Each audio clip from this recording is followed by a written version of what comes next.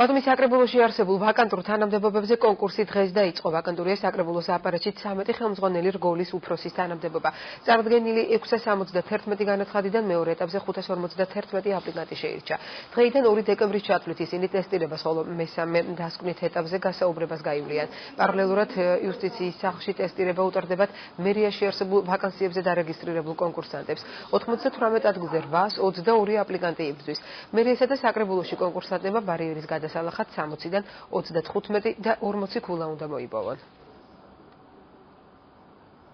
ინტელექტუალური შესაძლებლობებს გადარჩევით პირველი ეტაპით ვერ შევაფასებთ. მეორე და მესამე ეტაპი ამის საშუალებას ნამდვილად მოგცემს. ესე არ არის რომ ყველაფერი არის გასაუბრებაზე დამოკიდებული. ამ შემთხვევაში ჩვენ აქცენტს რა თქმა უნდა გავაკეთებთ კომპიუტერულ უნარებზე.